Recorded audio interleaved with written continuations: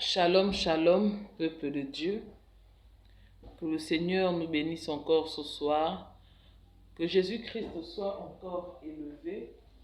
Qu'il reçoive la gloire ce soir. Que son nom soit encore béni. Que son nom soit encore exalté. Que son nom soit magnifié ce soir. Car il est digne de recevoir la louange et la gloire. Je suis heureux ce matin, je suis très heureuse ce matin. Je m'excuse d'abord pour ce long silence parce que c'est la période, nous sommes au mois de septembre, c'est la période de la rentrée scolaire et je suis assez prise par la scolarité de mes enfants. Je suis prise, je suis à gauche, à droite, il faut régler la scolarité, il faut faire les courses. Donc j'ai quasiment pas le temps de faire les vidéos. J'ai quasiment pas le temps de faire les vidéos. Et j'ai le ménage à faire. Je suis prise. Je suis prise. Je suis toujours en train de nettoyer, faire la vaisselle, préparer, nettoyer la maison. Et c'est comme ça, en fait, je suis épuisée ces derniers jours, vraiment épuisée. Je suis épuisée. Alors, je vais bénir le nom du Seigneur ce matin. Je vais dire à quelqu'un que le Seigneur parle encore. La meilleure prophétie, les prophéties que nous cherchons, se trouvent dans la parole de Dieu. La Bible est la meilleure prophétie. La parole de Dieu est la meilleure prophétie. Dieu parle. Je vous ai toujours dit que lorsque vous voulez que Dieu vous parle, lisez la Bible. Lorsque tu veux que Dieu te parle, lis la Bible. Mais quand toi tu veux parler à Dieu, il faut que tu pries. Lorsque tu veux parler à Dieu, il faut que tu pries. Mais quand tu veux que Dieu te parle, lis la Bible. Il faut lire la Bible car Dieu parle encore. Dieu parle encore. J'aimerais exhorter quelqu'un ce soir, comme je le dis toujours, à toujours prier et lire la parole de Dieu. Pas la lire, la méditer. Je t'exhorte vraiment, je t'en supplie. Je t'exhorte à méditer la parole de Dieu, car c'est la meilleure prophétie. La prophétie, ce n'est pas de dire que je vois ton grand frère, c'est lui qui te mange. La prophétie, ce n'est pas de dire que je te vois dans le futur en train de devenir président de la République. Je te vois dans le futur en train d'avoir des enfants, en train de te marier. Ce n'est pas ça la prophétie. Ce n'est pas ça la prophétie. La prophétie, la Bible nous dit que la prophétie vient pour exhorter. La prophétie vient pour consoler. La prophétie vient pour édifier. C'est ce que la parole de Dieu nous dit sur la prophétie. La prophétie, ce n'est pas ce que nous sommes en train de voir aujourd'hui. Ce n'est pas ça la prophétie. La prophétie ne te dit pas que je vois demain tu seras licencié. Ce n'est pas la prophétie. Et les gens aujourd'hui confondent cela. Lorsque quelqu'un a quelques visions, tu vas voir que tu as des visions, tu as des révélations, c'est fini. Pour la personne, il devient prophète, il a le don de prophétie. Ce n'est pas ça la prophétie. C'est ce qu'on appelle le don de parole de connaissance. C'est la parole de connaissance, connaître le passé, le présent et le futur de quelqu'un. Mais la Bible nous dit que la prophétie, c'est lorsque la prophétie vient pour t'encourager. Et la meilleure prophétie, c'est dans la parole. Dieu te parle. La prophétie, c'est lorsque Dieu nous parle. La prophétie, Dieu nous parle au travers de la prophétie.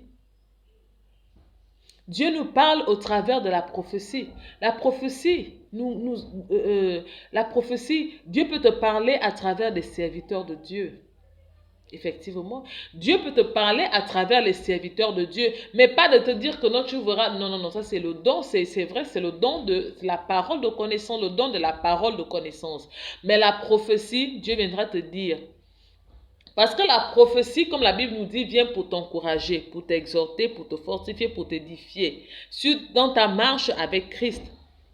Donc, ça va toujours te ramener. Si tu es sur le point, tu es en train d'aller sur le côté, tu es en train de te dérouter, c'est toujours pour t'emmener quelque part, pour t'encourager. C'est ça la prophétie. Et la meilleure prophétie, c'est la parole de Dieu. Car quand tu lis la parole de Dieu, tu sais que là, Dieu me parle. Tu sais que là, le Seigneur est en train de me parler. Je voudrais vraiment exhorter et fortifier quelqu'un ce soir pour dire, mon frère, ma soeur, ne désespère pas. Ne désespère pas. Continue à lire la parole de Dieu. Continue à la méditer. Méditer, c'est quoi? Méditer, c'est prendre un passage. C'est lire le passage. Et quand tu lis, tu dis, mais qu'est-ce que le Seigneur veut m'enseigner dans ce passage? Qu'est-ce que le Seigneur est en train de me dire dans ce passage? Et lorsque tu as compris ce que le Seigneur veut te dire, tu t'appropries cette parole. Tu t'appropries cette parole. Moi, j'ai un témoignage à faire ce soir. Je suis dans la joie ce soir.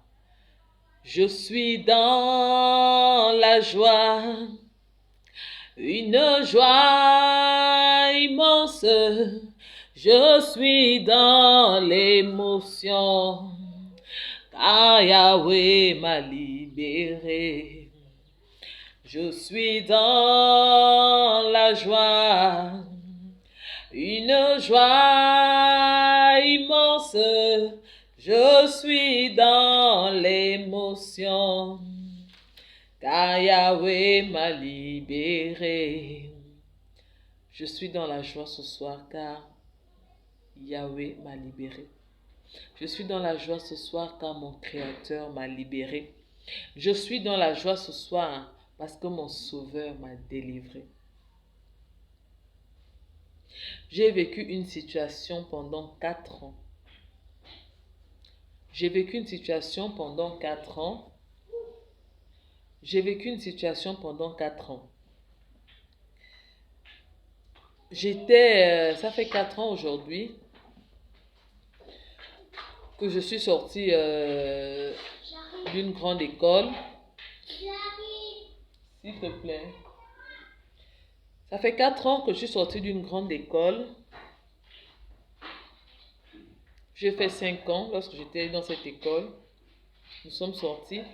C'est une école étatique, ce qui fait que lorsqu'on y entre par concours, et lorsqu'on sort, c'est automatiquement l'État qui nous sort, on devient des fonctionnaires. Excusez-moi d'en parler, mais c'est mon témoignage. C'est mon témoignage. Excusez-moi d'en parler. Parce que je suis dans la joie. Parce que je sais que Dieu agit encore. Car Dieu n'a pas changé. Il est le même hier, aujourd'hui et demain. En sortant de cette école, j'avais soutenu en 2018. Et lorsqu'on sort de cette école, on est des fonctionnaires, donc on est censé avoir nos salaires. Lorsqu'on est sorti, j'ai soutenu, on est sorti. On a été affectés. Mais quand on sort avec des présalaires. En principe, les présalaires, on est censé les avoir, je pense, c'est pendant, je pense, au trop 1 an, sinon 6 mois. On est censé être présalarié pendant 6 mois, sinon 1 an au trop. Bon, chez nous, dans mon pays, c'est un peu compliqué. Parfois, ça te prend 2 ans ou moins de 2 ans. Mais lorsque je suis sortie, j'ai fait 4 ans jusqu'à aujourd'hui, 23 septembre, jusqu'au 23 septembre 2022. J'ai fait 4 ans, j'allais faire 5 ans en décembre là. J'ai fait 4 ans sans salaire. 4 ans sans salaire. Et mes collègues avec lesquels j'étais sortie de cette école avaient déjà leur salaire. Les noms sortaient à chaque fois. Ils travaillaient déjà, ils avaient leur salaire. Moi aussi, je travaillais, je n'avais toujours pas de salaire. Même les personnes qui avaient soutenu des années, 1 an ou 2 ans après moi ont eu leur salaire. En fait, ils étaient tous choqués pour ma situation. À chaque mois, c'était allô, oui, qu'est-ce qui se passe? Ça a été, je dis non, ça n'a pas été. Chaque fin du mois, ça n'a pas été, ça n'a pas été, ça n'a pas été. C'était difficile pour moi. C'était difficile. Et j'ai commencé à trouver que la situation n'était pas, que ce n'était pas quelque chose de normal. Comment se fait-il que tout le monde passe sauf moi, je suis oubliée? Mais je tiens à dire qu'en fait, durant ces 4 ans, je peux dire les 2 premières années, je veux dire à quelqu'un, avant de continuer, qu'il faut avoir le discernement. Nous devons prier pour que le Seigneur nous donne le discernement, que le Saint-Esprit nous aide à interpréter les rêves, à savoir interpréter les songes et les rêves. À savoir interpréter les songes et les rêves. Je prie que le Saint-Esprit m'aide encore par rapport à cela. Et je veux que toi aussi tu puisses prier. Parce que je vous assure que quand tu pries, aucun songe n'est anodin. Aucun songe n'est anodin. Tout songe, tout rêve a une signification. Mais nous devons prier et demander au Seigneur de nous aider à interpréter. Je constatais, en fait, je faisais des rêves durant les 2 premières années. Je faisais des rêves, même non, les 4 années même, j'ai fait ces rêves-là. Mais au début, quand ces rêves ont commencé, je ne savais pas ce que ça signifiait. Je me voyais toujours dans une école ou dans un lycée, dans un établissement. Soit je vois là où je suis dans la salle de classe avec d'autres élèves, nous sommes en train de composer, en fait, on est en train de composer. Et quand on se lève pour aller remettre les feuilles, l'enseignant prend les feuilles des autres élèves, de mes amis, de mes collègues. Mais moi, quand je vais déposer, il me dit non, tu es en retard, je ne peux plus accepter ta feuille. Bof. Quand je me réveille, je dis non. C'est quoi ça, au lycée? Bon, je ne suis plus au lycée. C'est quoi ça? Je me limite là. Où je vois encore où je suis dans l'établissement, toujours dans l'établissement. Je suis dans l'établissement, je vois, je suis en train d'aller à l'école, au lycée, et j'arrive en retard. C'est-à-dire, j'ai un contrôle. Quand j'arrive, je frappe à la porte, je trouve les autres en train de remettre les copies. Quand j'arrive, il est tard. On me dit, non, madame, vous êtes en retard. En fait, c'était répétitif. À chaque fois, c'était ça. Je faisais ces rêves-là. En fait, soit j'arrivais en retard, soit j'étais oubliée. Soit j'étais oubliée, soit j'arrivais toujours en retard. Non, mais on a terminé. Les autres me disent, mais on a terminé le devoir depuis. Mais non, qu'est-ce que tu fais? Non, j'ai plus le temps. L'enseignante dit, non, madame, c'est plus possible de déposer plus votre copie. Je vous assure que si je pouvais compter ces rêves, j'ai dû faire ces rêves au moins minimum 20 fois. C'était fréquent. Mais je m'interrogeais pas. Je m'interrogeais pas. C'est cette année, je pense cette année 2022, que j'ai commencé à m'interroger sur les rêves en fait. J'ai commencé à dire non, mais c'est pas possible. En fait, je commençais. Mais que veulent signifier ces rêves? Comment je vois toujours la même chose? Qu'est-ce que ça signifie? Une fois, je vois encore où je suis dans un établissement toujours. Je sors et là, j'étais dans le rêve, j'étais enseignante. Je sors avec mes collègues, on a terminé de faire cours. Je sors, il y avait des élèves un peu partout. C'est comme ça que je vois quelqu'un. En fait, je sais pas, j'avais le sac. Et dans ce sac, une bandoulière. Et dans mon sac, il y avait mon salaire. Il y avait mon salaire dans le sac. Il y avait mon argent dans le sac. En fait, en une fraction de seconde, j'ai pas vu comment, ou rapide, en fait, ça a été rapide. Quelqu'un est arrivé, m'a arraché le sac, a tiré, volé, la personne est partie. En fait, ça a été tellement rapide, c'est-à-dire je n'ai même pas pu voir, je ne sais pas trop. Ça a été tellement rapide, une vitesse pas possible, j'ai rien vu. Je dis à mes collègues, mais non, ils viennent me voler le sac et tout. Ils me disent, mais comment ça dans l'établissement? C'est quel élève qui a pu te faire ça et tout? On a commencé à chercher la personne qui m'avait volé le sac dans le rêve. On a commencé à chercher et dans le sac, il y avait mon téléphone. C'est pour ça que je dis au collègue, un des collègues, donne-moi ton téléphone, je vais appeler sur mon numéro, il va sonner. Puisqu'il y avait tellement du monde, on saura qui a pris mon téléphone. Puisque le téléphone, en appelant, mon téléphone va sonner et la personne, on va réussir à attraper la personne. C'est ça que je prends le téléphone de mon collègue, on appelle sur mon numéro, le téléphone sonne. Et au même moment, il y a je sais pas, il y a quelqu'un qui passait. Au même moment, le téléphone sonne. C'est comme ça que les collègues attrapent la personne en question. Dans le rêve, en fait, je voyais quelqu'un, un jeune homme, on l'attrape. On dit non, c'est toi qui as pris le sac puisque le téléphone sonne avec toi et tout. On lui demande de donner le sac. Il dit, où est le sac? En fait, on lui demande parce qu'il n'avait pas de sac sur lui. On lui dit, donne le sac d'argent que tu as volé. On te laisse tranquille. Il a dit, il ne donne pas. Je vous assure, mes frères, dans le rêve en question, qu'est-ce qu'on n'a pas fait à cet homme-là, ce voleur-là? On l'a frappé. On l'a frappé. Qu'est-ce qu'on n'a pas fait? On l'a torturé. Torturé. Il a dit, il ne donne pas, il ne cède pas. Et pendant on le tabassait, il changeait d'apparence. Tantôt après, il change, c'est maintenant une femme. Après, il redevient homme, il redevient femme, il redevient homme. En fait, il changeait d'apparence. Pendant qu'on faisait cela. Et après, il s'est assis. Je ne sais pas trop, je ne me rappelle pas trop si c'est une voix intérieure qui me l'a dit ou c'est lui qui disait, non, je suis assis sur cet argent. Je ne donne pas. Et après, les collègues disaient, non, toi, tu vas donner cet argent, tu te lèves, tu remets. Où se trouve? Je vous assure qu'on a tellement torturé. On a mis du temps, il n'a pas donné l'argent. Je me suis réveillée.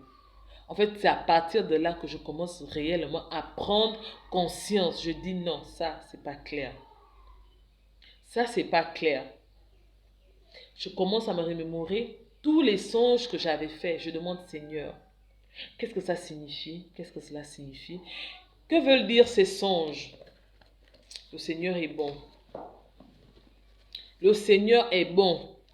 Le Seigneur me fait comprendre que tous les songes que tu es en train de faire sont liés à ta vie professionnelle.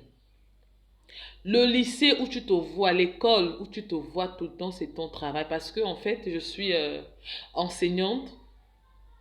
Je suis enseignante des lycées. Je suis enseignante. Donc, quand le Seigneur me montre, il me dit qu'en fait, les établissements, les lycées, donc j'établisse les écoles, parce que les songes, je les faisais dans les écoles. À chaque fois, c'est toujours dans une école. Il me dit, l'école représente ton travail. L'école représente ton travail. Et chaque fois que tu te vois oublié, chaque fois que tu te vois en retard, chaque fois que tu te vois lésé, cela concerne ton salaire. Donc tu es oublié. Il faut te lever dans la prière. Et il me fait comprendre que le diable, l'ennemi, c'est lui qui est assis sur ton salaire, sur ton travail, parce qu'il dit que tu vas travailler, mais tu ne vas jamais bénéficier de ce travail. Tu travailleras, mais tu ne bénéficieras jamais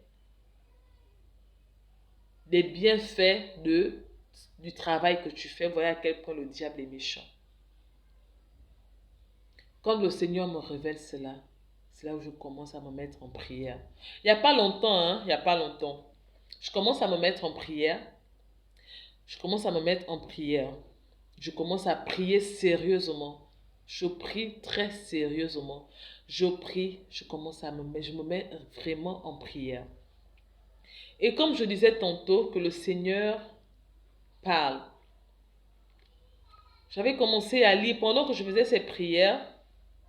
C'est pour ça que je l'ai dit la dernière fois, qu'en gros, en fait, je ne prie pas pour des choses matérielles. Je l'avais dit, je ne prie pas pour des choses matérielles. Mais quand vous me voyez prier, pour des choses matérielles, physiques, c'est quand le Seigneur me révèle pour me dire que voilà telle situation. Parce que cette situation, je l'avais déjà donnée à Dieu, honnêtement. J'avais dit non, quand Dieu voudra, il ouvrira les portes et cela va s'accomplir. Mais le Seigneur voulait que moi-même je me lève et je prie. Nous sommes les intercesseurs de nos vies. J'aurais pu, je serais allé chez un homme de Dieu. Je serais allé chez un pasteur, chez un prophète. Mais j'ai été l'intercesseuse de ma vie, de cette situation que je vis. Je me suis levée. Je priais la nuit, 22 heures. Quand je me lève à 4 heures du matin, je prie. Quand j'ai du temps en journée, je prie. Pour ma situation, je renverse, je détruis, je renverse, je détruis les œuvres des ténèbres. J'envoie le feu sur celui qui est assis, sur mes finances, sur mon salaire, qui m'empêche de percevoir mon salaire. Et quand je commence la méditation dans Matthieu 1, je pense que je vous en avais parlé, je vous disais que j'étais dans Matthieu 1. Et que le Seigneur m'avait fait insister sur le chapitre 1, autant pour moi, Matthieu 1, mais sur le verset, du verset 18 au verset 25 où on parle de la naissance de Jésus, donc l'enfantement. Et le Seigneur, en lisant, c'est pour ça que je dis que quand on lit la Bible, on ne lit pas la Bible comme si c'était un roman. Même toi-même quand tu lis, tu peux ne pas entendre la voix de Dieu. Mais quand tu lis, tu sens que il y a quelque chose qui t'interpelle sur un passage. Il y a quelque chose que Dieu veut te dire dans un passage. En tant qu'enfant de Dieu, on peut le ressentir.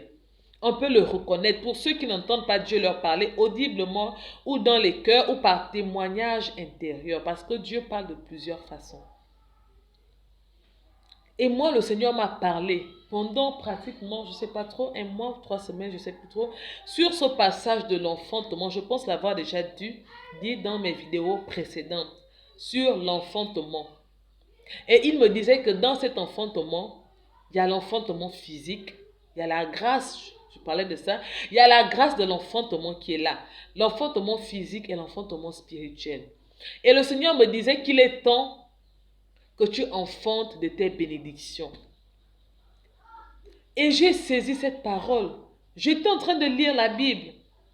J'étais en train de méditer. Je dis, mais Seigneur, qu'est-ce que tu veux me dire ici? Le Seigneur me dit, ici, il s'agit de l'enfantement. Marie était enceinte. L'ange est venu dire à Marie que tu enfanteras.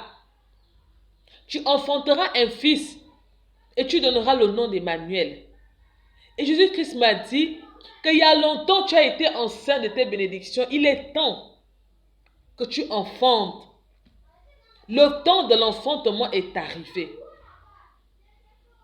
Le temps de l'enfantement a sonné. Et le Seigneur me disait qu'il est temps que j'enfante de mes bénédictions. Il est temps que j'enfante de mes bénédictions. Et je disais qu'il y a la grâce actuellement, la grâce de l'enfantement, je vous assure. Il y a la grâce de l'enfantement physique et spirituel. Il y a la grâce de l'enfantement physique et spirituel. Alors je prie pour toi qui es en attente d'enfantement. Au nom de Jésus, reçois ton enfantement. Reçois ton enfantement ce soir. Dans le nom de Jésus, reçois ton enfantement par la vertu du Saint-Esprit. Au nom puissant de Jésus-Christ. Il y a un vent de l'enfantement qui souffle en ce moment. Alors saisis-la au nom de Jésus. Saisissez au nom de Jésus-Christ de Nazareth. Et je me suis approprié cette parole, l'enfantement. J'ai commencé à prier. Je vous assure que ce passage de l'enfantement, Jésus-Christ, je vais recevoir beaucoup. Et je déclare que vous aussi, vous puissiez recevoir beaucoup. L'enfantement. J'ai commencé à prier. J'ai prié par rapport à ma situation. J'ai dit, j'enfante de ma bénédiction professionnelle. Que tout blocage, Seigneur, lié à ma profession soit détruit. Seigneur, je suis enceinte de ma bénédiction professionnelle. Je l'enfante maintenant. Il est temps que j'enfante comme Marie. Il est temps que j'enfante de ma bénédiction par la vertu du Saint-Esprit. Il est temps, Seigneur, que j'enfante ma bénédiction au nom de Jésus. Je vous assure, je n'ai pas fait cette prière pendant 2 mois. Je n'ai pas fait cette prière pendant 2 mois. Je viens de la commencer là. Si c'est beaucoup, peut-être c'est 1 mois et 2 semaines.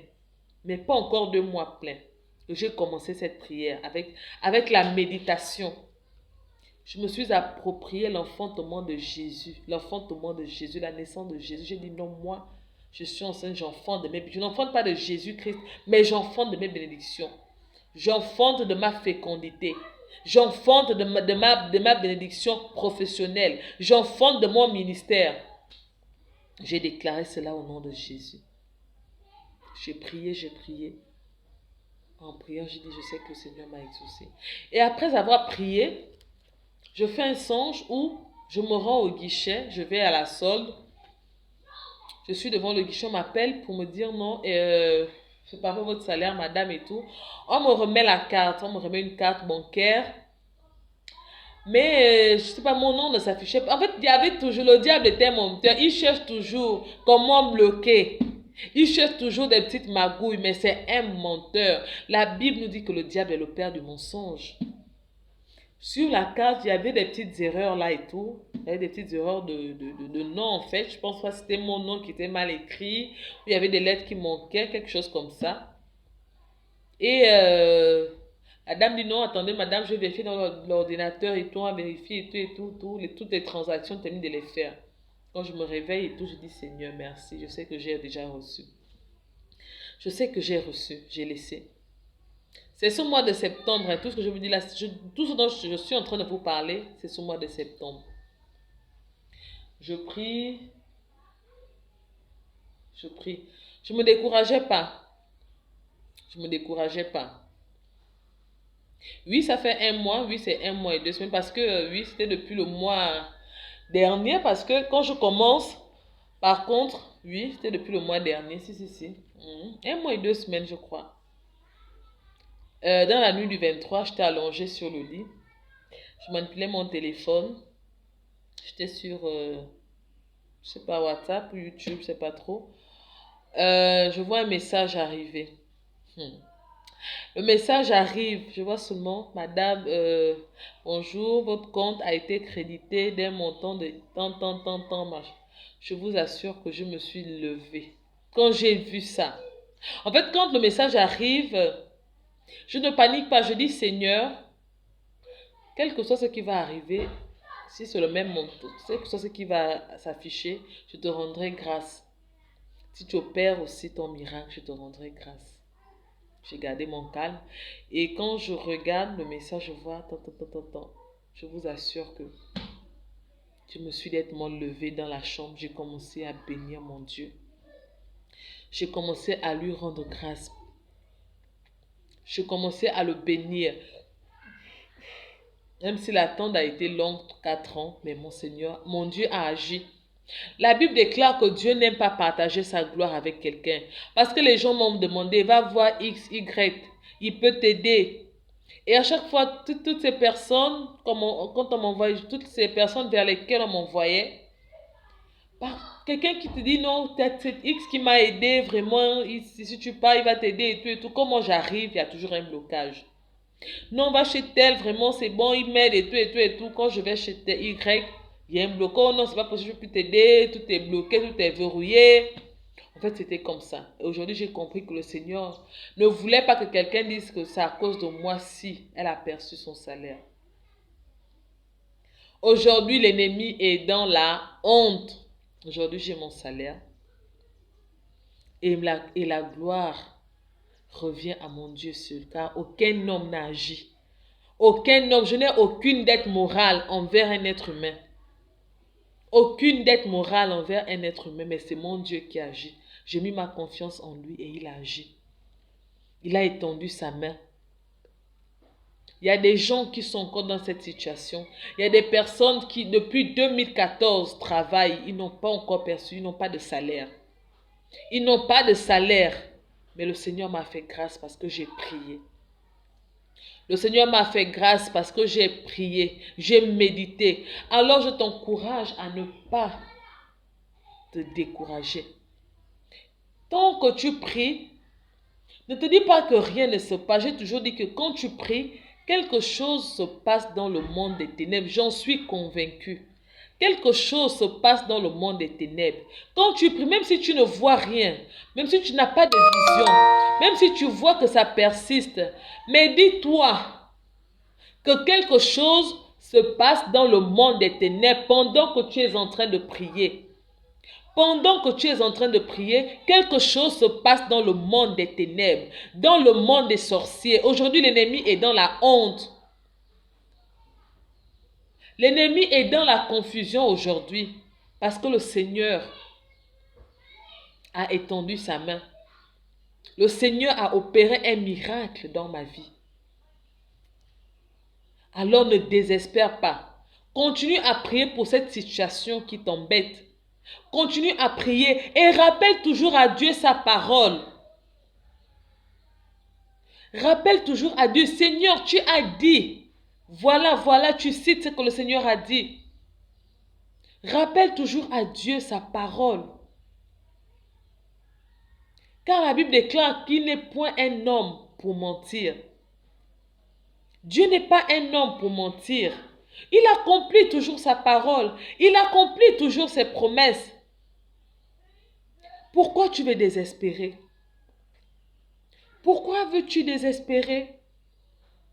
Pourquoi veux-tu abandonner? Quelle est cette situation? Si c'est l'enfantement, prie. Si tu es l'enfantement, prie. Si c'est la guérison, prie. Tu le verras agir dans ta vie.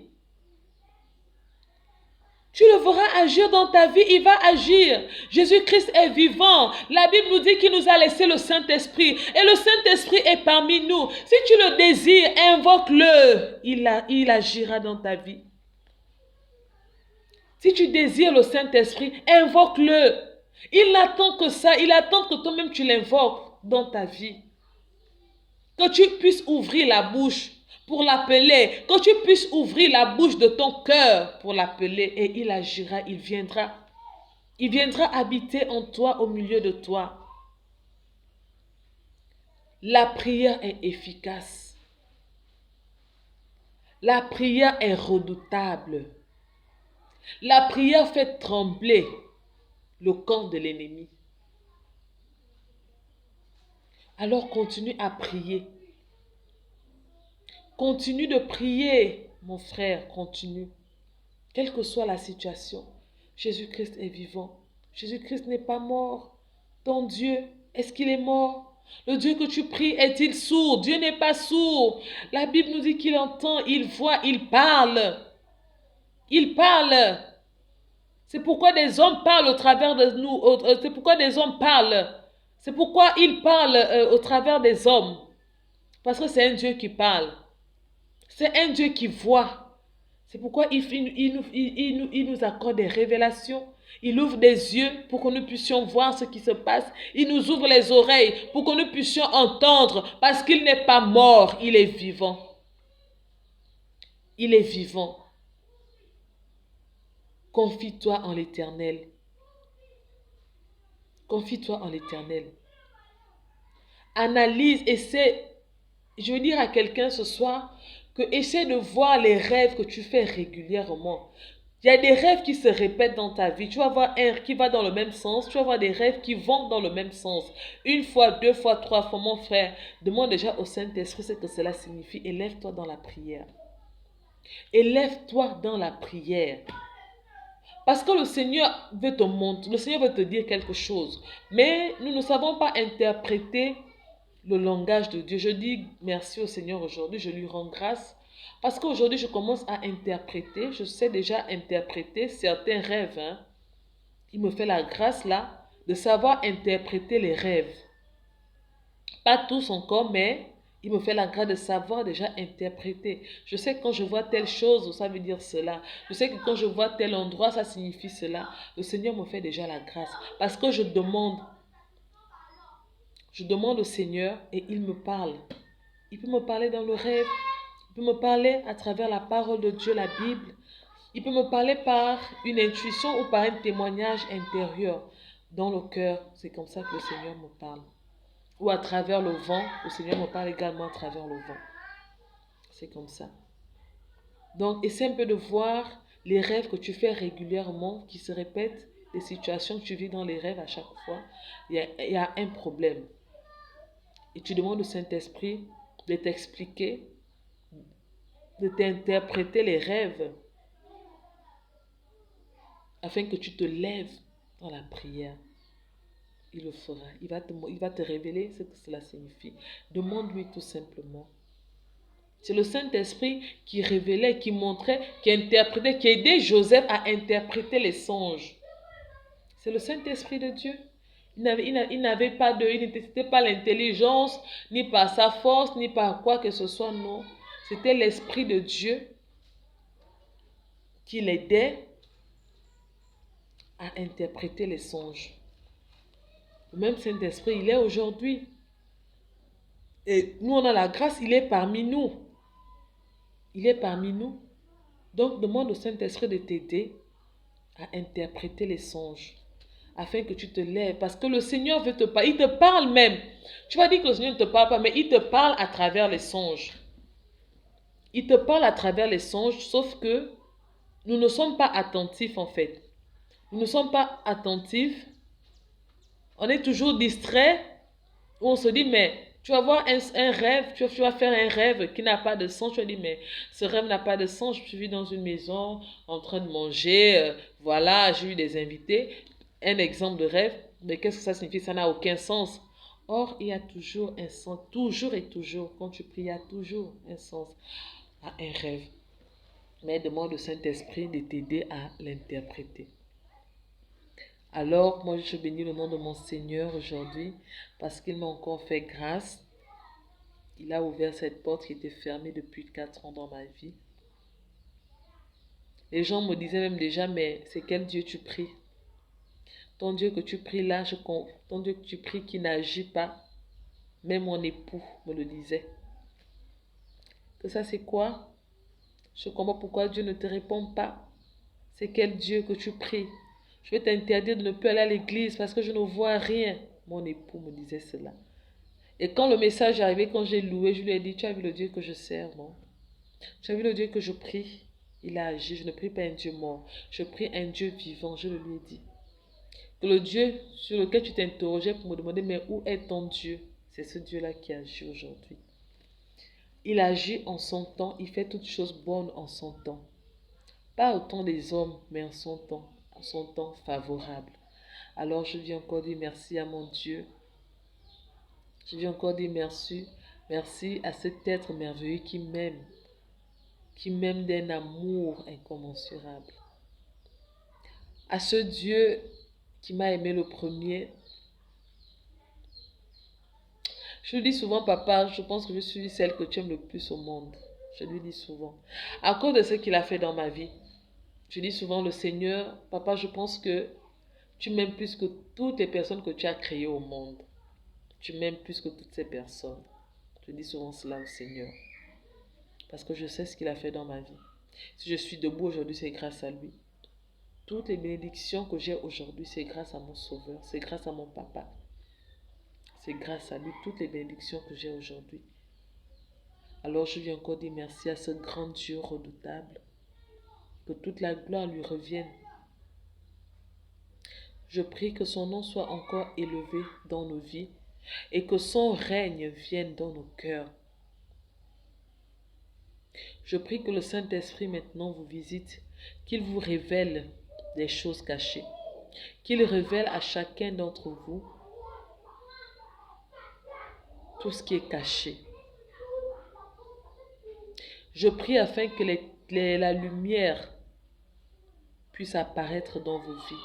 Que partout il y a les ténèbres dans vos vies, que la lumière de Jésus-Christ apparaisse au nom de Jésus.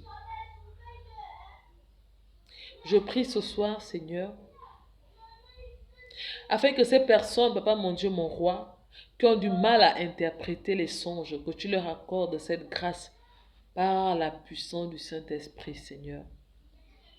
Que le Saint-Esprit les aide, Seigneur, au nom de Jésus.